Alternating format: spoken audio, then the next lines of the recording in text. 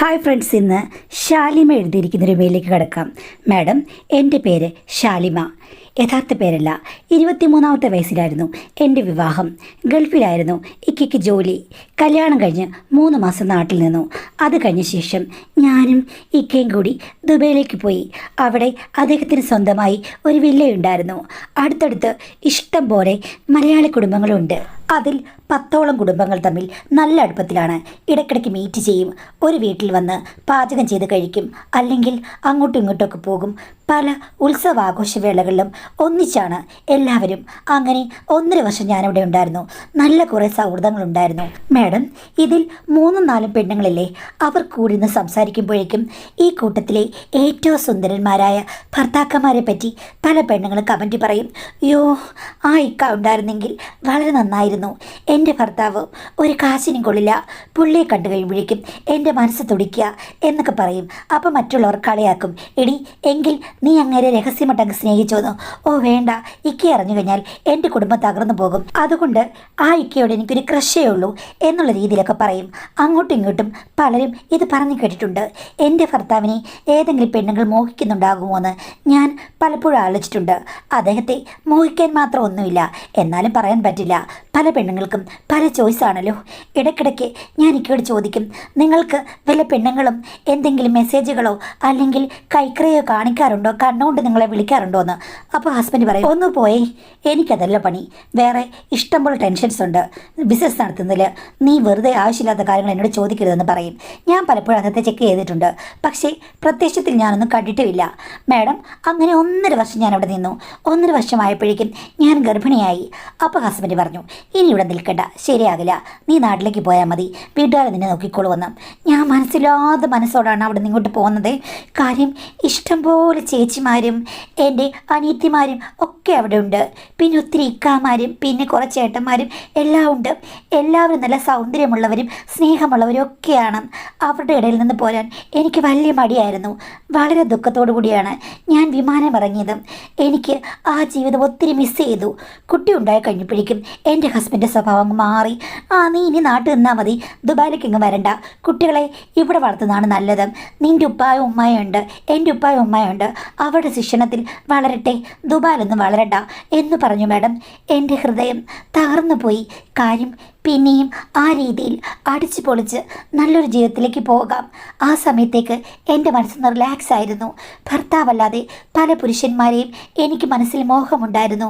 എന്ത് ചെയ്യാനാണ്, കൊതിച്ചതൊന്ന് വിധിച്ചതൊന്ന് കഷ്ടമായിപ്പോയി. പക്ഷേ കുട്ടിയൊക്കെ വന്നു കഴിഞ്ഞപ്പോഴേക്കും എനിക്ക് വലിയ തിരക്കായി. 2 വീട്ടുകാരും എന്നെയും കുഞ്ഞിനെ ശ്രദ്ധിച്ചു. അതിന് കൂട്ടത്തിൽ ബിസി ആയി കഴിഞ്ഞപ്പോഴേക്കും ഞാൻ ഈ കാര്യങ്ങളൊക്കെ അങ്ങ് മറന്നു. പക്ഷേ എന്നാലും എനിക്ക് ഇടയ്ക്കിടയ്ക്ക് ഇങ്ങനെ തികട്ടി വരും. ഹസ്ബൻഡും എൻ്റെ കൂടെയില്ല, നല്ല കുറേ കൂട്ടുകാരുമില്ല, എന്നാലും അവരൊക്കെ ഇടയ്ക്കിടയ്ക്ക് വിളിക്കുകയും ഒക്കെ ചെയ്യുമായിരുന്നു. ഒരു ദിവസം എന്നോട് ഹസ്ബൻഡ് പറഞ്ഞു, നിൻ്റെ വിഷമം ഞാൻ തീർക്കാൻ പോവുകയാണ്. എന്താ, എന്നെ ദുബായിൽ കൊണ്ടുപോകണം? അല്ലല്ല, ഞങ്ങളുടെ ഗ്രൂപ്പിലേക്ക് നിന്നെ ആഡ് ചെയ്യാൻ പോവുകയാണ്, നിനക്ക് എല്ലാവരോടും ചാറ്റ് ചെയ്യാം, അതുപോലെ എന്ന് പറഞ്ഞു. എനിക്കതൊന്നും അത്ര ഇഷ്ടപ്പെട്ടില്ലെങ്കിലും അതൊരു നല്ല ഓപ്ഷനാണ്. എല്ലാവരുമായിട്ടും ലൈവായിട്ട് ഒരു ബന്ധം നിലനിർത്താം. അത് മാത്രമല്ല അവിടെ നടക്കുന്ന കാര്യങ്ങളൊക്കെ അറിയുകയും ചെയ്യാമല്ലോ. അങ്ങനെ ആ ഗ്രൂപ്പിൽ ഞാൻ ആഡായി. അങ്ങനെ പിന്നെ എല്ലാവരോടും ഞാൻ നാട്ടിലെ വിശേഷങ്ങളൊക്കെ സംസാരിക്കുകയും അവർ എന്നോട് പറയും, ഇതുണ്ടാക്കി നീ കൊടുത്തു വിടണമെന്ന്. ഞാൻ പറയാതിനെന്തേക്കാ, ഞാൻ കൊടുത്തു വിടാമല്ലോ എന്ന് പറഞ്ഞ് മറ്റുള്ള പല ഫ്രണ്ട്സ്, അതാണും പെണ്ണും, എല്ലാവർക്കും ഞാൻ നാട്ടിൽ നിന്ന് പല കാര്യങ്ങളും സംഘടിപ്പിച്ച് കൊടുക്കാൻ തുടങ്ങി. ചുരുക്കം പറഞ്ഞു കഴിഞ്ഞാൽ എല്ലാവരും എന്നെ നന്നായി കോണ്ടാക്ട് ചെയ്യാൻ തുടങ്ങി. ഇല്ലാത്ത കാര്യങ്ങളാണെങ്കിലും ഞാനത് ശരിയാക്കി കൊടുക്കും. കാരണം എനിക്ക് ചില സൗഹൃദങ്ങളൊക്കെ ഉണ്ടായിരുന്നു നാട്ടിൽ. പെണ്ണുങ്ങളാണേ, അവളുമാർ എനിക്ക് വേണ്ടി സഹായമൊക്കെ ചെയ്യും. അങ്ങനെ പല കാര്യങ്ങളും പല പലഹാരങ്ങളൊക്കെ തപ്പിപ്പിടിച്ച് ഞാൻ അവർക്ക് കൊടുത്തയച്ചു. അങ്ങനെ ഞാൻ അവർക്കെല്ലാം പ്രിയങ്കരിയായി. ഷമി എന്ന് പറയുന്ന ഒരിക്കയുണ്ട്. ആ ഇക്ക എൻ്റെ കുഞ്ഞിൻ്റെ പിറന്നാളിൻ്റെ ഏകദേശം 1 മാസം മുമ്പ് അവിടെ നിന്ന് ഇങ്ങോട്ട് വരുന്നുണ്ടായിരുന്നു. അപ്പോൾ ഹസ്ബൻഡ് പറഞ്ഞു, എടി, നിനക്ക് ഞാൻ കുറേ സാധനങ്ങളൊക്കെ കൊടുത്തു വിടാം, കുഞ്ഞിനും അവൻ കൊണ്ടുവന്ന് നിനക്ക് തരുമെന്ന് പറഞ്ഞു. ഞാൻ പറഞ്ഞു ഓക്കേ എന്ന്. അങ്ങനെ ഒരു ദിവസം ഷമീക്ക് അവിടെ വന്നു. ഞാൻ ഹസ്ബൻഡ് വീട്ടിലായിരുന്നു. കുഞ്ഞും ഞാനും തനിയേ ഉള്ളൂ. അമ്മായിപ്പനും അമ്മായിമ്മയും ഒന്നും അവിടെ ഇല്ല, അവരെല്ലാം വേറെ കല്യാണത്തിന് പോയിരിക്കുകയാണ്. പുള്ളിയാണ്. പുള്ളി വന്നത് കണ്ടു കഴിഞ്ഞപ്പോഴേക്കും എനിക്ക് സന്തോഷമായി. ഞാൻ ഓൾറെഡി എല്ലാം റെഡിയാക്കി വെച്ചിരുന്നു. പുള്ളിക്ക് ഉച്ചയൂണ് കൊടുക്കാൻ വേണ്ടി എല്ലാം ഞാൻ പാകമാക്കി. കാരണം എനിക്ക് അദ്ദേഹത്തെ ഒത്തിരി ഇഷ്ടമാണ്. കാര്യം നല്ല ഫണ്ണിയായിട്ട് സംസാരിക്കുന്ന ആളാണ്. നേരത്തെ ഓൺലൈനാണെങ്കിലും എന്നോട് നല്ല കൂട്ടാണ്. ഇടയ്ക്ക് വിളിക്കുകയും ചെയ്യും. പുള്ളിയാണ് അതിൽ ഏറ്റവും നല്ല സുന്ദരന്മാരിൽ ഒരാൾ. അതുകൊണ്ട് എനിക്കൊരു സോഫ്റ്റ് കോർണറുമുണ്ട്. എന്ന് വെച്ചിട്ട് അദ്ദേഹം തെറ്റായി കളിതമാശയ്ക്ക് പോലും എന്നോടൊന്നും പറഞ്ഞിട്ടില്ല. പക്ഷേ സൗന്ദര്യമുള്ളൊരു പുരുഷനായതുകൊണ്ടും എൻ്റെ സങ്കല്പത്തിനൊത്ത ആളായതുകൊണ്ടും നമുക്കൊരു അട്രാക്ഷൻ തോന്നുമല്ലോ. ലോ ഓഫ് അട്രാക്ഷൻ അതെനിക്ക് ഉണ്ടായിരുന്നു. ആഹാരമൊക്കെ കൊടുത്തു കഴിഞ്ഞപ്പോഴേക്കും പുള്ളിയോട് ചോദിച്ചു, ഇതാരാ അമ്മായിമ്മ വെച്ചതാണെന്നും. ഞാൻ പറഞ്ഞു, ഉമ്മ ഒന്ന് വെച്ചല്ല, ഇതിൽ ഞാൻ തന്നെ വെച്ചതാണ്. ഒന്ന് നോക്കിക്കേ ആ ചിക്കൻ പെരട്ട് എങ്ങനെ ഉണ്ടെന്ന്. അപ്പോൾ പുള്ളി കഴിച്ചിട്ട് പറഞ്ഞു, ഇതെല്ലാം നല്ല രസമുണ്ട്. ശരിക്കും നിനക്ക് നല്ല കൈപ്പുണ്യമുണ്ട്. എൻ്റെ വീട്ടിലൊരാളുണ്ട്. ഓ എന്ത് ചെയ്യാനാ, എത്ര പറഞ്ഞെന്ന് പറഞ്ഞാലും അവൾക്ക് പാചകം നന്നായി ചെയ്യാൻ അറിയില്ല. അവളുടെ ഉമ്മയും എല്ലാവരും നന്നായിട്ട് ചെയ്യും. പക്ഷേ ഇവൾക്ക് പാചകം വഴങ്ങില്ല. അതൊക്കെ പതുക്കെ ശരിയാകും. ഇനി എന്ന് ശരിയാകാനാണ്, 5 വർഷമായില്ലേ എന്ന് പുള്ളി പറഞ്ഞു. പിന്നെ എന്ത് പറയാനാണ്. എന്തായാലും അദ്ദേഹം സാധനങ്ങളെല്ലാം എനിക്ക് തന്നു. ഞാൻ പറഞ്ഞു, ഇവിടെ നിൽക്ക്, പൊട്ടിച്ച് നോക്കട്ടെ എന്നൊക്കെ പറഞ്ഞ് ഞങ്ങൾ രണ്ടുപേരും കൂടെ അത് പൊട്ടിച്ച് നോക്കി. ഞാൻ പറഞ്ഞിട്ടുള്ള എല്ലാ കാര്യങ്ങളും അതിൽ കൂടുതലുമുണ്ട്. അത് കഴിഞ്ഞ ശേഷം ഷമീക്ക എനിക്കൊരു സ്വർണ്ണമാല കയ്യിൽ തന്നു. ഇത് കുഞ്ഞിന് ഞാൻ തരുന്ന സമ്മാനമാണ്. ഞാൻ ചിലപ്പോൾ പിറന്നാളിനൂടെ കാണില്ല കേട്ടോ. ഞാൻ തിരിച്ചു പോയേക്കും. ഒരു 10-15 ദിവസം ഇവിടെ നിൽക്കുന്നുള്ളൂ. അതെന്താ പെട്ടെന്ന് പോന്നേ? അങ്ങനെയാണ്, എനിക്ക് അവിടുത്തെ കുറേ ബിസി കാര്യങ്ങളുണ്ട്, നിനക്കറിയാമല്ലോ എന്ന് പറഞ്ഞു. അങ്ങനെ ഞങ്ങൾ കുറേ നേരം സംസാരിച്ചു. ഇത്തിരി കഴിഞ്ഞപ്പോൾ അദ്ദേഹം ചോദിച്ചു, അല്ല അവരെവിടെ കല്യാണത്തിന് പോയിരിക്കുന്നതെന്ന്. ഞാൻ പറഞ്ഞു, ഇവിടെങ്ങുമല്ല, അങ്ങ് മലപ്പുറത്താണ്. ഒരു 3-4 മണിക്കൂർ എടുക്കും ഇങ്ങ് വരാൻ വേണ്ടിയിട്ട്. വൈകുന്നേരം 8 മണിക്ക് വരുള്ളെന്നാണ് പറഞ്ഞത്. അതുവരെ ഞാൻ തന്നെ ഇരിക്കണല്ലോ എന്ന് ഓർത്തിരിക്കുകയായിരുന്നു. എന്തായാലും ഇക്ക പോയി കഴിയുമ്പോൾ ഞാൻ തനിയാകും എന്ന് പറഞ്ഞു. അപ്പോൾ കുഞ്ഞുണർന്ന് കരഞ്ഞു. ഞാൻ പിന്നെയും പോയി പാലൊക്കെ കൊടുത്ത് പിന്നെയും കിടത്തി ഉറക്കി. അപ്പോൾ ഇക്ക പറഞ്ഞു, എങ്കിൽ ഒരു കാര്യം ചെയ്യാം, ഞാൻ 8 മണി വരെ ഇരിക്കാം. അവർ വന്നിട്ട് അവരെയും കൂടെ കണ്ടിട്ട് പോകാം. പിന്നെ ഞാൻ അപ്പോൾ വന്നതാണെന്ന് അവരോട് പറഞ്ഞാൽ മതി എന്ന് പറഞ്ഞു. ഞാൻ പറഞ്ഞു, പിന്നെ ഈ കാര്യങ്ങളൊക്കെ കഴിച്ച് പ്ലേറ്റും ഒക്കെ കാണുമ്പോൾ അവർക്ക് മനസ്സിലാകില്ലേ ഉച്ചയ്ക്ക് വന്നതാണെന്നും. അപ്പോൾ എല്ലാം കഴുകി വെക്ക് എന്ന് പറഞ്ഞു. എന്നാലും ഞാൻ പറഞ്ഞു, അതൊന്നും സാരമില്ല. ഇവിടെ ഇപ്പം എൻ്റെ ഭർത്താവിൻ്റെ കൂട്ടുകാർ വന്നു കഴിഞ്ഞാൽ എന്താ ഇക്ക എന്തോ ഒരുമാതിരി സംശയം തോന്നുന്ന പോലെ പെരുമാറുന്നതും ഇക്കയും ഞാനും തമ്മിൽ അങ്ങനെയുള്ള ഒന്നുമില്ലല്ലോ. അപ്പോൾ ഇക്ക എന്നോട് പറയുകയാണ്, അങ്ങനെ എന്തെങ്കിലും ഉണ്ടായിരുന്നെങ്കിൽ എന്ന് 100 വട്ടം ഞാൻ ആഗ്രഹിച്ചിട്ടുണ്ട്. പക്ഷേ നിനക്കതിന് സമ്മതമല്ല. നീ നിൻ്റെ ഭർത്താവിനെ മാത്രം ഓർത്ത് ജീവിക്കുന്നൊരു സ്ത്രീയാണെന്ന് എനിക്ക് തോന്നുന്നു എന്ന് പറഞ്ഞു. ഞാൻ പറഞ്ഞു, ഇക്ക ഞാൻ അങ്ങനെയൊന്നും വിചാരിച്ചിട്ടില്ല. എനിക്കറിയില്ല. എൻ്റെ ചെറുപ്പത്തിലെ കല്യാണം കഴിഞ്ഞല്ലേ, എനിക്ക് പ്രേമമൊന്നും ഉണ്ടായിട്ടില്ല. പിന്നെ ഇക്ക പറഞ്ഞതുപോലെ കേട്ട് ഞാനങ്ങ് ജീവിക്കുന്നൊരു ഭാര്യയാണ്. എനിക്ക് സത്യം പറഞ്ഞാൽ ഷമീക്ക് കാണുമ്പോഴേക്കും നല്ലൊരു സുന്ദരനാണെന്ന് ഒത്തിരി വട്ടം തോന്നിയിട്ടുണ്ട്. ഞങ്ങൾ പെണ്ണുങ്ങളെല്ലാം കൂടി ഇരിക്കുമ്പോഴേക്കും ഷമീക്കെക്കുറിച്ച് ഞങ്ങൾ പറഞ്ഞിട്ടുണ്ട്. പുള്ളിക്കപ്പോഴേക്കും ഹാലിളകി. എന്താ എന്നെക്കുറിച്ച് പറഞ്ഞെന്ന്. അപ്പോൾ ഞാൻ പറഞ്ഞു, ഒരാൾ പറഞ്ഞു, ഷമീക്കയ്ക്ക് നമ്മൾ വിചാരിക്കുന്ന പോലെ ഒന്നുമല്ല, ഉള്ളിൽ ഉറങ്ങിക്കിടക്കുന്ന ഒരു വീരൻ തന്നെയുണ്ടെന്ന്. അത് കേട്ട് പുള്ളി പൊട്ടിച്ചിരിച്ചു. അതെന്താ അവൾ അങ്ങനെ പറയാൻ കാര്യം? അവളെ കണ്ടാൽ അങ്ങനെ തോന്നുകയില്ലല്ലോ. അവൾ പമ്മിയിരിക്കുന്ന ടൈപ്പാണല്ലോ. പമ്മിയിരിക്കും. അത് കഴിയുമ്പോഴേക്കും അവൾ സടകുടഞ്ഞ് എഴുന്നേക്കും. അതേപോലെ നമ്മുടെ കൂട്ടത്തിലുള്ള ആണുങ്ങളെ കാണുമ്പോഴേക്കും അവളെല്ലാം അളക്കും. അളന്നിട്ട് ഞങ്ങളോട് പറയും 15 സെൻറ്റിമീറ്റർ, 1 മീറ്റർ. 1 മീറ്ററോ? അല്ല, ഞാൻ ചുമ്മാ അങ്ങ് പറഞ്ഞതാണ്, അങ്ങനെയല്ല. എന്നാൽ അവൾ അളവും തൂക്കും ഒക്കെ പറയും. അങ്ങനെ ഒരു ടൈപ്പാണെന്ന്. അത് കൊള്ളാമല്ലോ കേമി. അവൾ എന്നെ ഇടയ്ക്ക് നോക്കുന്നത് ഞാൻ കണ്ടിട്ടുണ്ട്. പക്ഷെ അവളുടെ ഉള്ളിൻ്റെ ഉള്ളിൽ ഇങ്ങനൊരു കാര്യമുണ്ടെന്ന് എനിക്കറിയില്ല. എന്തായാലും പറഞ്ഞതിന് നന്ദി എന്ന് പറഞ്ഞു. ഞാൻ പറഞ്ഞു, ഇക്ക പോയി ചോദിക്കരുതേ. അപ്പോൾ ഇക്ക പറഞ്ഞു, ചോദിക്കലൊന്നുമല്ല, അവൾക്ക് അങ്ങനെ ഇഷ്ടമുണ്ടെങ്കിൽ തരം കിട്ടിക്കഴിഞ്ഞാൽ ഞങ്ങൾക്കും എന്തെങ്കിലും ഒന്നാകാമല്ലോ എന്ന്. അത് കേട്ട് കഴിഞ്ഞപ്പോഴേക്കും എനിക്ക് വല്ലാത്ത വിഷമമായി. അപ്പോൾ ഇക്കയ്ക്ക് ഇങ്ങനെയുള്ള ചുറ്റിക്കളികളൊക്കെ ഉണ്ട്. അവളെയാണ് ഇഷ്ടം, എന്നെ ഇഷ്ടമല്ലെന്ന്. അപ്പോൾ പുള്ളി പറഞ്ഞു, അത് നിൻ്റെ മനസ്സറിയാൻ വേണ്ടിയിട്ട് ഞാൻ അന്ന് ചോദിച്ചതാണ്. എനിക്ക് അവളെ ഇഷ്ടമല്ല. അവളെ കാണാൻ ഒരു ഭംഗിയുമില്ല. നീയാണ് ഒരു ഹൂറി, നിനക്ക് സമ്മതമല്ലല്ലോ. ഞാൻ പറഞ്ഞു, സമ്മതമല്ലെന്ന് ആര് പറഞ്ഞു? അപ്പോൾ ഇക്ക എന്നോട് പറഞ്ഞു, നിനക്ക് ഞാനല്ലാതെ വേറെ ആരോടെങ്കിലും താല്പര്യം തോന്നിയിട്ടുണ്ടോ എന്ന് ചോദിച്ചു. ഞാനൊന്നും മിണ്ടിയില്ല. തുറന്നു പറ, നമുക്ക് ഫ്രണ്ട്സായിട്ട് പോകാം, അല്ലെങ്കിൽ ശരിയാകില്ല. എനിക്കും മറ്റു ചിലരോടൊക്കെ താല്പര്യമുണ്ട്. ഞാൻ പറഞ്ഞു, ഇക്ക പറ, ഇക്കയ്ക്ക് ആരോടൊക്കെയാണ് താല്പര്യം നമ്മുടെ കൂട്ടത്തിൽ? അങ്ങനെ പറഞ്ഞു കഴിഞ്ഞപ്പോഴേക്കും ഇക്ക ചിലരെയൊക്കെ ചൂണ്ടിക്കാണിച്ചു. കൊള്ളാം, അവളുമാര് ഹൂറികൾ തന്നെ, ഒന്നും പറയാൻ പറ്റില്ല, സുന്ദരികളാണ്. ഇക്കയ്ക്ക് താല്പര്യം തോന്നിയതിൽ തെറ്റില്ല. ഞാനിപ്പം പറഞ്ഞു എനിക്ക് ഇന്ന ആൾക്കാരെയാണ് ഇഷ്ടമെന്ന്. അപ്പോൾ ഇക്ക പറഞ്ഞു കൊടുകൈ. എന്താ ഇക്ക? അല്ലടി, നിന്റെ ചോയ്സൊക്കെ നല്ല പൗരുഷമുള്ള നല്ല സുന്ദരന്മാരെ ചെറുപ്പക്കാരാണ്. ഒരു കൂതറകളെയും നീ സെലക്ട് ചെയ്തിട്ടില്ല. അതുകൊണ്ടാണ് ഞാൻ പറഞ്ഞത് ഇവളുമാരിൽ സൗന്ദര്യ റാണിപ്പട്ടം നിനക്കാണ്, മനസ്സുകൊണ്ടും പ്രയോഗം കൊണ്ടും എല്ലാം കൊണ്ടും ബുദ്ധി കൊണ്ടും എന്ന് പറഞ്ഞ് ഇക്ക എന്നെ പെട്ടെന്ന് കെട്ടിപ്പിടിച്ചു. ഞാൻ പറഞ്ഞു ഇക്ക, പുറത്താരെങ്കിലും കണ്ടാലോ? പുറത്ത് കാണാതിരിക്കാൻ മോളെ കഥ കടയ്ക്കുക എന്ന് ഇക്ക പറഞ്ഞു. ഞാൻ പോയി കഥ കടച്ചു. അത് കഴിഞ്ഞ ശേഷം ഞാൻ പറഞ്ഞു എനിക്ക് നടക്കാൻ വയ്യ. ഓ, അപ്പം നിന്റെ ഭർത്താവ് ഇത്ര നാളായിട്ട് വന്നിട്ടില്ല, നിന്നെ പൊക്കിയെടുത്തുനിന്ന് വട്ടം കറക്കണം. ഞാൻ പറഞ്ഞു കറക്കണം, വട്ടം മാത്രമല്ല നല്ല കുഴി കുത്തി എന്നെ വട്ടം കറക്കുമോ എന്ന് ചോദിച്ചു. പുള്ളി പറഞ്ഞു ഇനി എപ്പോഴൊക്കെയാണ് നിനക്ക് ആഗ്രഹം, അന്നെല്ലാം ഞാൻ വട്ടം കറക്കുമോളെ എന്ന് പറഞ്ഞ് അദ്ദേഹം എന്നെ വേറെ ബെഡ്റൂമിലേക്ക് കൊണ്ടുപോയി. കുഞ്ഞുണരുമോന്ന് എനിക്കൊരു ഭയമുണ്ടായിരുന്നു. പക്ഷേ എന്താണെന്നറിയില്ല, ഒരു കുഴപ്പമുണ്ടായില്ല. 1.5 മണിക്കൂർ ഞാൻ ഇക്കയുമായി സ്വർഗത്തിലേക്ക് പറന്നുയർന്നു. അപ്പോൾ എനിക്ക് കൂടുതൽ കാര്യം വെളിവായി. സൗന്ദര്യമുള്ള ആളുകൾക്ക് സൗന്ദര്യപരമായ പല കാര്യങ്ങളും ഒളിഞ്ഞു കിടപ്പുണ്ട്. അവർക്ക് ബൃഹത്തായ പല കാര്യങ്ങളും ഉണ്ടെങ്കിൽ പ്ലസ് സൗന്ദര്യം കൂടി ഉണ്ടെങ്കിൽ പെണ്ണിൻ്റെ മനസ്സ് നിറയും. അഴകുള്ള ചക്കയിൽ ചുളയില്ലാന്ന് പറഞ്ഞു കഴിഞ്ഞാൽ അത് പൊതുവേ പറയുന്നൊരു കാര്യമാണെങ്കിലും അതിന് വിപരീതമായും നടക്കും. ചുളയുള്ള അഴകുള്ള ചക്കയും ഉണ്ട്.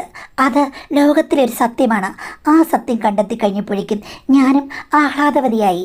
അങ്ങനെ ഞങ്ങൾ രണ്ടുപേരും കൂടെ പിന്നീട് എൻ്റെ അമ്മായിപ്പനും അമ്മായിമ്മയും ഇല്ലാത്ത സമയത്ത് 1-2 വട്ടം 15 ദിവസത്തിനുള്ളിൽ സന്ധിച്ചു എന്ന് പറഞ്ഞു കഴിഞ്ഞാൽ ഞങ്ങളുടെ പ്രണയത്തിൻ്റെ തീവ്രത മാഡത്തിന് മനസ്സിലാകുമല്ലോ. ഭർത്താവ് വിളിക്കുന്നുണ്ടായിരുന്നു. ഞാൻ നോർമലായിട്ട് പെരുമാറി. എൻ്റെ ഭർത്താവിന് വല്ല ചുറ്റിക്കളിയും ഉണ്ടോ എന്ന് ചോദിച്ചു കഴിഞ്ഞപ്പോഴേക്കും അദ്ദേഹം പറഞ്ഞു ഓ, അവൻ അങ്ങനെയൊന്നുമില്ല, പണം ഉണ്ടാക്കാനുള്ള തത്രപ്പാട് മാത്രമുള്ളടി. ഇങ്ങനെ ഒരുത്തരെ ഞാൻ കണ്ടിട്ടില്ല. റൊമാൻസ് അവന് വളരെ കുറവാ. നിന്നോട് എങ്ങനെ റൊമാൻസ് ഉണ്ടെന്ന് ചോദിച്ചു. ഞാൻ പറഞ്ഞു കാര്യത്തോടെ എടുക്കുമ്പോൾ നല്ല റൊമാൻസ് ആണെന്ന്. അത് മതി, അവനവിടെ അങ്ങനെ ഇരുന്നോട്ടെ, അവനെ നീ ദ്രോഹിക്കാനൊന്നും പോണ്ട. ഞാൻ പറഞ്ഞു ഈ കാണിച്ച ദ്രോഹമല്ലേ? അപ്പോൾ എന്നോട് പുള്ളി പറഞ്ഞു എടി, ദ്രോഹം എന്ന് പറഞ്ഞു കഴിഞ്ഞാൽ അവനെ വെറുക്കുക, അവനെ ഉപേക്ഷിക്കുക, അവൻ വരുമ്പോൾ ദുർമോന്ത കാണിക്കുക, ഇതൊക്കെയാണ്. അതൊന്നുമില്ലാതെ അവൻ വരുമ്പോഴേക്കും നീ സ്നേഹം അള്ളി അള്ളി വിതരണം. അവനുള്ളപ്പോൾ നീ ഒരിക്കലും മറ്റൊരാളോട് ചാറ്റ് ചെയ്യുകയോ നോക്കാനോ ഒന്നും പോകരുത്. സംശയത്തിൻ്റെതായ യാതൊരു കാര്യങ്ങളും അവശേഷിപ്പിക്കരുത്. അവൻ ഇല്ലാത്ത സമയത്ത് നീ ഒറ്റയ്ക്കല്ലേ, ഒറ്റയ്ക്കുള്ളപ്പോൾ നീ ഊഞ്ഞാലാടുക, അതല്ലേ മോളെ വേണ്ടത് എന്ന് പറഞ്ഞ് പുള്ളി എൻ്റെ മൂക്കിലൊന്ന് കിള്ളി. എനിക്ക് അദ്ദേഹം ബുദ്ധിയുടെ ഒരു വാതായനം തുറന്നു തരികയായിരുന്നു. അദ്ദേഹമാണ് മിടുക്കൻ, പ്രാക്ടിക്കൽ മിടുക്കൻ. ഈ മിടുക്കില്ലെങ്കിൽ ഒരു സ്ത്രീക്കും ഒരു പുരുഷനും മുന്നോട്ട് പോകാൻ പറ്റില്ല. ഭാര്യയും ഭർത്താവും തനിച്ചുള്ളപ്പോൾ അവരവർ അങ്ങോട്ടും ഇങ്ങോട്ടും പരസ്പരം നന്നായി ശ്രദ്ധിക്കണം. ആ സമയത്ത് അലുകുളത്തിനൊന്നും പോകരുത്. അവർ പോയി കഴിയുമ്പോൾ നമ്മൾ അനന്തവിഹായസിൽ അങ്ങ് ചിറകടിച്ച് പറക്കണം. ഇതാണ് അദ്ദേഹം പറഞ്ഞതിൻ്റെ അർത്ഥം. അതാണ് ലോകത്തിലെ പ്രാക്ടിക്കൽ കർമ്മം. അല്ലാതെ നമുക്കിപ്പോൾ ഒരാളുടെ പ്രേമുണ്ടെന്ന് വെച്ചിട്ട് ഭർത്താവിനെ എടുത്ത് തോട്ടിൽ കളയാൻ പറ്റുമോ? ഭാര്യ എടുത്ത് കടലിറങ്ങാൻ പറ്റുമോ? ഇല്ല. ആ സത്യം അറിഞ്ഞപ്പോഴേക്കും ഇക്കയോട് ഞാൻ കൂടുതൽ അടുത്ത് കഴിഞ്ഞപ്പോൾ ഇക്ക പറഞ്ഞു എടി, നിനക്ക് പല ആൾക്കാരെയും താല്പര്യമില്ലേ? ഇനി വരുമ്പോൾ ഞാൻ പലരെയും ഇങ്ങോട്ട് പറഞ്ഞു വിടാം. എന്താണ് ഇക്ക ഈ പറയുന്നത്? നിങ്ങൾ എൻ്റെ ജീവിതം നശിപ്പിക്കാൻ നോക്കുകയാണോ? അപ്പോൾ ഇക്ക പറഞ്ഞു എടി, നശിപ്പിക്കാൻ നോക്കുകയല്ല, ഇത്രയും പേരെയൊക്കെ നിനക്ക് ഇഷ്ടമാണെന്ന് പറഞ്ഞല്ലോ. അപ്പോൾ അവരൊക്കെ നിൻ്റെ അടുത്ത് വന്നാൽ എന്താണ്? അവരെയൊക്കെ നിനക്ക് കാണാമല്ലോ. അന്ന് ഇത്രയും പേരെ ഒന്ന് റിസീവ് ചെയ്യാൻ എനിക്കിവിടെ സാഹചര്യം പറ്റും. അവർ ഗൾഫിൽ നിന്ന് വരുമ്പോഴേക്കും നീ ഒന്ന് പുറത്തിറങ്ങിയാൽ മതി. പ്രശ്നമൊന്നുമില്ല. ഇവിടെ അമ്മായിപ്പനും അമ്മായിമ്മയ്ക്കും ഉണ്ടല്ലോ. 2-3 മണിക്കൂറൊക്കെ നിനക്ക് കൊച്ചിനെ അവരെ കൊടുത്തിട്ട് മാറി നിൽക്കാൻ പറ്റില്ലേ? ഒരു വയസ്സ് കഴിയുമ്പോഴേക്കും അതൊക്കെ പറ്റും, പ്രശ്നമില്ല. നീ എന്തെങ്കിലും പഠിക്കാനോ കോഴ്സിനെ പോ എന്ന് പറഞ്ഞു. അങ്ങനെ കഴിഞ്ഞപ്പോഴേക്കും കമ്പ്യൂട്ടറിൻ്റെ ഒരു കോഴ്സ് പഠിച്ചു കഴിഞ്ഞാൽ ഇക്ക എനിക്ക് ഒരിടത്ത് ജോലി തരാമെന്ന് പറഞ്ഞിട്ടുണ്ട്, എൻ്റെ ആങ്ങളെ റെക്കമെൻഡ് ചെയ്ത് എന്നൊക്കെ പറഞ്ഞു കഴിയുമ്പോഴേക്കും ഹസ്ബൻഡ് പറഞ്ഞു എങ്കിൽ നീ പോയി പഠിച്ചു, ഉച്ച കഴിഞ്ഞ് 2-3 മണിക്കൂറേ ഉള്ളൂ എന്ന് പറഞ്ഞു കഴിഞ്ഞപ്പോഴേക്കും അമ്മായിച്ചനും അമ്മായിമ്മയ്ക്കും പ്രശ്നമൊന്നുമില്ല. അങ്ങനെ ഞാൻ മിക്ക ദിവസങ്ങളിലും കോഴ്സിനാണെന്ന് പറഞ്ഞ് ഇറങ്ങും. യഥാർത്ഥത്തിൽ കോഴ്സിന് ഞാൻ ചേർന്നു, പക്ഷെ വല്ലപ്പോഴും മാത്രമേ പോകുകയുള്ളൂ. ഓൾറെഡി എൻ്റെ സർട്ടിഫിക്കറ്റ് ഉണ്ട് മാഡം, അതൊന്നും ഹസ്ബൻഡ് അറിയില്ല, അതുകൊണ്ടായിരുന്നേ. എന്തായാലും ഞാൻ പോയി കഴിഞ്ഞപ്പോഴേക്കും എനിക്ക് സ്വാതന്ത്ര്യമായി. 1-2 മണിക്കൂറൊക്കെ മാറി നിൽക്കാം. അങ്ങനെ ആയി കഴിഞ്ഞപ്പോഴേക്കും ഷമീക്ക അവിടുന്ന് ആദ്യത്തെ ആളെ പറഞ്ഞു വിട്ടു. കാരണം എനിക്കിഷ്ടമാണെന്ന് പറഞ്ഞ ആൾക്കാരുടെ ലിസ്റ്റൊക്കെ ഇക്കയുടെ കയ്യിലുണ്ട്. അവർ നാട്ടിലേക്ക് വരാറാവുമ്പോഴേക്കും എന്തെങ്കിലുമൊക്കെ അവരുടെ കയ്യിൽ കൊടുത്തുവിടും. അത് കഴിഞ്ഞിട്ട് അവരോട് പറയും എടാ, അവൾക്ക് നിന്നോടൊരു ഇഷ്ടമുണ്ടെന്ന് തോന്നുന്നു. അത് കേൾക്കുമ്പോഴേക്കും അവരങ്ങ് ഇളകും. അപ്പോൾ ഷമീക്ക പറയും ഞങ്ങളോട് ജസ്റ്റ് പറയാം, നിന്നോട് മാത്രമായിട്ട് എന്തോ താല്പര്യമുണ്ടെന്ന് തോന്നുന്നു എന്ന് പറഞ്ഞ് നല്ല പിള്ള കളിക്കും. അതോടുകൂടി അവർ ചൂണ്ടിടാൻ വേണ്ടിയിട്ട് എനിക്ക് മെസ്സേജ് അയക്കും. ഞാൻ പറയും അയ്യോ, എനിക്കുണ്ട് എൻ്റെ ഭർത്താവ് എന്നൊക്കെ പറഞ്ഞിട്ട് ഞാൻ ഞാൻ ഒരു നല്ല സ്ത്രീ ചമയും. അത് കഴിയുമ്പോഴേക്കും എന്തായാലും ഇക്ക എത്രയും നിർബന്ധിച്ചതല്ലേ എന്ന് പറഞ്ഞ് ഞാൻ അദ്ദേഹത്തിൻ്റെ നിർബന്ധത്തിന് വേണ്ടി സമ്മതിക്കുന്ന പോലെ ഭാവിക്കും. എൻ്റെ ഉള്ളിൽ ഒരു വിജയശ്രീ ലാളിതയുണ്ട്. കാര്യം ഷമീക്ക എൻ്റെ മനസ്സ് വായിച്ചിട്ട് എന്നെ വിജയിപ്പിക്കാൻ വേണ്ടി എന്തെല്ലാം കാര്യങ്ങളാണ് കാട്ടിക്കൂട്ടുന്നത്. ഒരു ദിവസം ഷമീക്ക എന്നോട് പറഞ്ഞു, പാലം ഇട്ടാൽ അങ്ങോട്ടും ഇങ്ങോട്ടും വേണമെന്ന് മോൾക്കറിയില്ലെന്ന്. എന്താടാ കള്ള, പറഞ്ഞെങ്കിലല്ലേ അറിയുള്ളൂ എന്ന് പറഞ്ഞപ്പോൾ പുള്ളി പറഞ്ഞു, അല്ല എൻ്റെ ലിസ്റ്റിലും കുറേ ആൾക്കാരുണ്ട്. സ്ത്രീകൾ തമ്മിൽ സംസാരിക്കുമ്പോഴേക്കും നിനക്ക് ചാറ്റൊക്കെ ഉണ്ടല്ലോ, അവരോട് എന്നെ ഒന്ന് റെക്കമെൻഡ് ചെയ്യാമല്ലോ. ഞാൻ ഡയറക്റ്റ് അപ്രോച്ച് ചെയ്ത് കഴിഞ്ഞാൽ അത് പ്രശ്നമില്ലേന്ന്. ഞാൻ പറഞ്ഞു, ഇത്രയേ ഉള്ളൂ, ഇതെന്നോട് നേരത്തെ പറഞ്ഞാൽ പോരെ, ഞാൻ പറയാം അവളുമാരോടെന്ന്. അങ്ങനെ ഇക്ക പറഞ്ഞ ചില ആൾക്കാരോട് ഞാൻ സംസാരിച്ചു. എടി ഷമീക്ക പാവമാടി, അദ്ദേഹം നല്ല മനുഷ്യനാണ്. നീ അദ്ദേഹത്തെ ഇഷ്ടമാണെന്നുണ്ടെങ്കിൽ അദ്ദേഹത്തിനോട് ഒരു സിഗ്നൽ ഒന്ന് കാണിച്ചാൽ മതി, അദ്ദേഹം വീഴും. ഇല്ലെങ്കിൽ നിൻ്റെ ഇഷ്ടത്തിന് വേണ്ടി ഞാൻ അദ്ദേഹത്തെ നിൻ്റെ അടുത്ത് കൊണ്ടെത്തിക്കും, ഞങ്ങൾ തമ്മിൽ അത്ര കൂട്ടാ എന്നൊക്കെ പറഞ്ഞു. ചിലർ അതിന് തെളിവൊന്നുമില്ലല്ലോ എന്ന് പറഞ്ഞപ്പോൾ ഞാൻ പറഞ്ഞിടി, എൻ്റെ കാര്യം കറക്റ്റായിട്ട് നടന്നു, നീ ഒന്ന് വിശ്വസിക്കേ, ഇക്ക സൂപ്പറാണെന്ന് പറഞ്ഞപ്പോഴേക്കും അവളുമാർക്കെല്ലാം ഇളക്കം കയറി. നിനക്ക് നടന്നെങ്കിൽ പിന്നെ എന്താ, നിനക്കങ്ങ് തുറന്ന് പറയലേ, അതിന് നീ വളഞ്ഞു മൂക്ക് മുട്ടിക്കേണ്ട വല്ല കാര്യം ഉണ്ടായിരുന്നോ, നിനക്ക് നടന്നു, അപ്പം ഞങ്ങൾക്കും നീ തന്നെ ശരിയാക്കിത്താ എന്ന് പറഞ്ഞ് ഇളകിയത് കൊണ്ട് മാഡം അദ്ദേഹം എനിക്ക് 8 എണ്ണം ശരിയാക്കി കഴിഞ്ഞപ്പോൾ ഞാൻ അദ്ദേഹത്തിന് 12 എണ്ണം ശരിയാക്കി കൊടുത്തു. അതിൻ്റെ വാശിയിൽ അദ്ദേഹം എന്നോട് പറഞ്ഞു, നിനക്ക് ഇഷ്ടമുള്ള ആര് വേണമെങ്കിലും നീ എന്നോട് പറ, നമുക്കറിയാവുന്നതും എല്ലാം ഞാൻ റെഡിയാക്കി തരും, നീ എൻ്റെ മുത്താണെന്ന് പറഞ്ഞു. അങ്ങനെ ഞങ്ങൾ രണ്ടുപേരും കൂടി കൾച്ചറൽ എക്സ്ചേഞ്ച് ആയിരുന്നു മാഡം. ഇത്രയും നല്ലൊരു ഫ്രണ്ട്ഷിപ്പ്, ആണും പെണ്ണും തമ്മിലുള്ള ഇഷ്ടം അത് ഒരിക്കലും ഉണ്ടാകില്ല. കാമുകന്മാർ, അവിഹിത ബന്ധം എന്നൊക്കെ പറയുന്നതൊക്കെ വെറും കള്ളക്കഥകളാണെന്ന് എനിക്ക് തോന്നി. ഇത്തരം ബന്ധങ്ങളാണ് ആണും പെണ്ണും തമ്മിൽ വേണ്ടത്. പരസ്പരം അണ്ടർസ്റ്റാൻഡ് ചെയ്ത് അണ്ടറായിട്ടുള്ള പല കാര്യങ്ങളും നമ്മൾ നടത്തിയെടുക്കുന്ന ആ ഫ്രണ്ട്ഷിപ്പ് അത് വേണം, എങ്കിൽ നമ്മളുടെ ജീവിതത്തിൽ സക്സസ് കൈവരുമെന്ന് എനിക്ക് മനസ്സിലായി. അങ്ങനെ ഇക്കയും ഞാനും തമ്മിലുള്ള കൂട്ടുകക്ഷി സഭ കൊണ്ട് ഞങ്ങൾ കണ്ടു, പലതും കൊണ്ടു. എന്താണെന്ന് ഞാൻ പറയുന്നില്ല, മാഡത്തിന് മനസ്സിലായല്ലോ. അത്രയ്ക്കും നല്ല ബൃഹത്തായ പദ്ധതികൾ ഞങ്ങൾ തയ്യാറാക്കി എസ്റ്റാബ്ലിഷ് ചെയ്തതുകൊണ്ട് ഇപ്പോഴും സുഖകരമായി മുന്നോട്ട് പോകുന്നു. ഇപ്പം കുറേ നാൾ ഹസ്ബൻഡ് ഇവിടെ ഉണ്ടായിരുന്നു. രണ്ടാമതൊരു കുട്ടി ഇപ്പോഴേ വേണ്ടെന്നാണ് ഞങ്ങളുടെ തീരുമാനം. പക്ഷേ ഹസ്ബൻഡ് പോയി കഴിഞ്ഞ് അടുത്ത ആഴ്ച എനിക്ക് 3 വട്ടം 3 പേരെ കാണേണ്ടി വന്നു. ഇക്ക വരുന്നത് അറിയാതെ നിശ്ചയിച്ച പല കാര്യങ്ങളും മാറിപ്പോയല്ലോ. പിന്നീട് എല്ലാം കൂടെ ഒന്നിച്ച് വന്നതാണ്. എൻ്റെ ഹൃദയം അപ്പോഴാണെന്ന് ശരിയായത്. പക്ഷേ അതിനിടയ്ക്ക് എനിക്കൊരു അക്കടി പറ്റി. ഇക്കയാണോ വന്നവരാണെന്നൊന്നും അറിയില്ല മാഡം. പക്ഷേ എന്നാലും സംശയമുള്ളതുകൊണ്ട് മുന്നോട്ട് പോകാൻ പറ്റില്ല. ഞാൻ ഒത്തിരി ദുഃഖിച്ചു. അറിഞ്ഞു കഴിഞ്ഞപ്പോൾ ഷമീക്ക പറഞ്ഞു, എന്തായാലും സംശയം ഉണ്ടെങ്കിൽ വെച്ചുകൊണ്ടിരിക്കേണ്ട, അതങ്ങ് ഒഴിവാക്കിയേക്കാന്ന് പറഞ്ഞു. പിന്നെ ഡോക്ടറെ കണ്ട് ഗുളിക കഴിച്ച് ഒഴിവാക്കിയായിരുന്നു മാഡം. അതിൻ്റേതായ ചില ആരോഗ്യ പ്രശ്നങ്ങൾ എനിക്കുണ്ട്. പക്ഷേ ഇപ്പോഴായി കഴിഞ്ഞപ്പോഴേക്കും എനിക്ക് ചെറിയ കുറ്റബോധം തോന്നുന്നു. ഞാൻ ആകെ കൂടി കൺഫ്യൂസ്ഡ് ആയിട്ടുള്ളൊരവസ്ഥയിലാണല്ലോ. അതുകൊണ്ടാണ് എന്താണ് ആരാണ് ഇതിന് പിന്നിൽ നിന്ന് തിരിച്ചറിയാൻ വയ്യാതെ പോയത്. അത് വളരെ ലജ്ജാകരമായൊരു സംഗതിയാണെന്ന് എനിക്കറിയാം. ഇനി ഇങ്ങനെ ഉണ്ടാകാതിരിക്കണമെന്നാണ് എനിക്കാഗ്രഹം. അതിന് ഏറ്റവും നല്ല വഴി എന്താണ് മാഡം? അകത്ത് നിക്ഷേപിക്കുന്ന കാര്യങ്ങൾ സേഫ് ആണോ? അത് ചില പ്രശ്നങ്ങൾ ഉണ്ടാക്കുമെന്ന് കേൾക്കുന്നു. മാഡം എനിക്ക് 2 ചോദ്യങ്ങൾക്ക് ഉത്തരം തരണം. ഒന്ന്, കൺഫ്യൂഷനുള്ള അവസരത്തിൽ ഞാൻ ഇത് ഒഴിവാക്കിയത് തെറ്റാണോ? രണ്ടാമത്തേത്, എനിക്ക് ഏതായിരിക്കും കൂടുതൽ യോജിച്ചത്? എന്തെങ്കിലും പ്രശ്നമുണ്ടാകുമോ അകത്ത് നിക്ഷേപിക്കുന്ന കാര്യങ്ങൾ നിക്ഷേപിച്ചാൽ? ഇതാണ് ചോദിച്ചിരിക്കുന്നത്. ആദ്യത്തെ ചോദ്യം എന്ന് പറയുന്നത് ഇത്തിരി കൺഫ്യൂസിംഗ് ആണ്. കാര്യം അതിൽ തെറ്റുമുണ്ട് ശരിയുമുണ്ട്. ആകെ നിങ്ങൾ കാണിക്കുന്നത് മൊത്തം തെറ്റാണ്. പിന്നെ ഈ കാര്യം ഒന്ന് ശരിയാണെന്ന് പറയാം. കാരണം ആരുടേതാണെന്ന് അറിയില്ല, എന്താണെന്നും അറിയില്ല, ഏതാണെന്നും അറിയില്ല. അത് ഒഴിവാക്കിയെന്ന് പറയുമ്പോഴേക്കും അതാണ് ആ സിറ്റുവേഷനിൽ നല്ലത്. പക്ഷേ ടോട്ടലി ഈ ഒരു കാര്യങ്ങളിൽ ഈ നടപ്പ് ദോഷം അത് വല്ലാത്തൊരു തെറ്റ് തന്നെ എന്ന് എനിക്ക് പറയാൻ പറ്റുള്ളൂ. ഞാൻ അനുകൂലിക്കുന്നില്ല. കാര്യം ഭർത്താവ് പാവമാണ്. അങ്ങേയൊരു തരികടയാണെങ്കിൽ ഓക്കെ എന്ന് വിചാരിക്കാം. പക്ഷേ ഇത്രയ്ക്കൊന്നും ആവേണ്ടിയിരുന്നില്ലെന്നാണ് എൻ്റെ അഭിപ്രായം. എനിവേ അതല്ല നിങ്ങളുടെ ചോദ്യം എന്നതുകൊണ്ട് നിങ്ങളെ ക്രിട്ടിസൈസ് ചെയ്യുന്നില്ല. അത് നിങ്ങളുടെ റിസ്ക്, നിങ്ങൾ മാനേജ് ചെയ്തോളുക. രണ്ടാമത്തേത്, ഉള്ളിൽ നിക്ഷേപിക്കുന്നത്. അതിപ്പോൾ ഇതൊക്കെ തടയാൻ വേണ്ടിയിട്ട് നല്ല ഒരു മാർഗം തന്നെയാണ്. കാര്യം ദീർഘകാലം ഉള്ള ഒരു നിരോധനത്തിന് ഏറ്റവും പറ്റിയ മാർഗം ഉള്ളിൽ നിക്ഷേപിക്കുന്ന കാര്യങ്ങൾ തന്നെയാണ് ലൂപ്പ് പോലെയുള്ളവ. അവയ്ക്ക് വലിയ പാർശ്വഫലങ്ങളൊന്നുമില്ല. ചെറിയ ചെറിയ അസ്വസ്ഥതകൾ കാണാം, അതിപ്പോൾ നമുക്കൊന്നും ഒഴിവാക്കാൻ പറ്റുകയില്ല. അതല്ലാതെ നോക്കുമ്പോഴേക്കും മനുഷ്യന് ഗുരുതരമായിട്ട് എന്തെങ്കിലും പ്രശ്നം ഉണ്ടാക്കുന്ന രീതിയിലുള്ള ഒരു കുഴപ്പങ്ങളും അതിനില്ല. അത് നല്ല കാര്യമാണ്. പക്ഷേ എനിക്ക് പറയാനുള്ള ഒരു കാര്യം എന്ന് വെച്ച് കഴിഞ്ഞാൽ, ഇതിപ്പം മാസത്തിലോ അല്ലെങ്കിൽ ആഴ്ചയിലോ ഒന്നും അല്ലല്ലോ. ചിലപ്പോൾ ഈ പറഞ്ഞതുപോലെ കുറേ ആൾക്കാരെ കാണുന്നുണ്ട് ഇടയ്ക്കിടയ്ക്ക്. ആ സമയത്ത് സുരക്ഷിതമായി ഒരു കവചം ഉപയോഗിക്കുന്നതല്ലേ നല്ലത്. ഓക്കെ, ഉള്ളിൽ നിക്ഷേപിക്കുന്നത് നിക്ഷേപിച്ചു, അത് പക്ഷേ കുട്ടി ഉണ്ടാകുന്നതിന് തടയെന്നുള്ളതല്ലാതെ ഒരു രോഗങ്ങളും തടയില്ല. ഇതിപ്പോൾ 100 പേര് വന്നിട്ട് പോകുന്നു, ഓരോരുത്തരും വരുമ്പോഴേക്കും അവർക്കും പല ബന്ധങ്ങളുമുണ്ട്. അങ്ങനെ ആകുമ്പോഴേക്കും രോഗമുണ്ടാകാൻ ചാൻസ് ഉണ്ട്. അപ്പോൾ ആ ചാൻസ് എങ്ങനെ നിങ്ങൾ തടയും? ഈ ഒരു കാര്യം ഉള്ളിലുണ്ടെന്ന് വെച്ചിട്ട് ആരെങ്കിലും വരട്ടെ, എന്തെങ്കിലും ആകട്ടെ എന്ന് വിചാരിച്ചു കഴിഞ്ഞാൽ ഹെൽത്ത് അപകടത്തിലാകും. അതുകൊണ്ട് ഞാൻ പറഞ്ഞത് അതിൻ്റെ ആ ഒരു റിസ്കിലേക്ക് പോകേണ്ട കാര്യമില്ല. വരുന്നവരോട് സ്ട്രിക്റ്റായിട്ട് ഇങ്ങനൊരു ഉപയോഗം ഉണ്ടാക്കാൻ വേണ്ടി ശ്രദ്ധിക്കുക. അങ്ങനെ ആകുമ്പോഴേക്കും രോഗവും വരികയില്ല, അനാവശ്യമായി ഇങ്ങനൊരു അബദ്ധവും സംഭവിക്കില്ല. അങ്ങനെ ചെയ്യുന്നതാണ് ആരോഗ്യപരമായി നല്ലതെന്നാണ് എൻ്റെ അഭിപ്രായം. അല്ലാതെ ഭർത്താവ് അറിയാതെ പോയി ഇതൊക്കെ ഇട്ട് റിസ്ക് ഒന്നും ഉണ്ടാക്കേണ്ട കാര്യമില്ല. പക്ഷേ ഈ പറഞ്ഞതുപോലെയുള്ള കാര്യം ചെയ്യുകയാണെങ്കിൽ സേഫായിട്ട് മുന്നോട്ട് പോകും. നിങ്ങൾ ചോദിച്ചതിന് ഉത്തരം മാത്രമാണിത്. അല്ലാതെ ഈ പറഞ്ഞതുപോലെ ആരെങ്കിലും വഴി തെറ്റാൻ വേണ്ടി ഞാൻ പ്രേരിപ്പിക്കുകയോ അല്ലെങ്കിൽ ഇവർ ചെയ്യുന്ന കാര്യത്തിൽ എനിക്ക് ഏതെങ്കിലും രീതിയിൽ പ്ലസ് ആയിട്ട് യാതൊരു അഭിപ്രായവുമില്ല. പക്ഷെ അവർ ചോദിച്ചതിന് ഉത്തരം പറഞ്ഞു എന്ന് വെച്ചിട്ട് അനുകൂലിക്കാനും പറ്റില്ല. എന്നാലും ഭയങ്കരമായിട്ട് അങ്ങനെയല്ല, നിങ്ങളിങ്ങനെ ആയേ പറ്റുമെന്ന് നമുക്ക് ആരോടും പറയാൻ പറ്റുകയില്ല. പിന്നെ ഞാനങ്ങ് പുണ്യവതിയാണ്, ലോകത്തിലെ ഏറ്റവും വലിയ പുണ്യവതി ഞാനാണ്, അതുകൊണ്ട് നിങ്ങളിങ്ങനെ നടന്നേ പറ്റുമെന്ന് എനിക്ക് പറയാൻ പറ്റില്ല.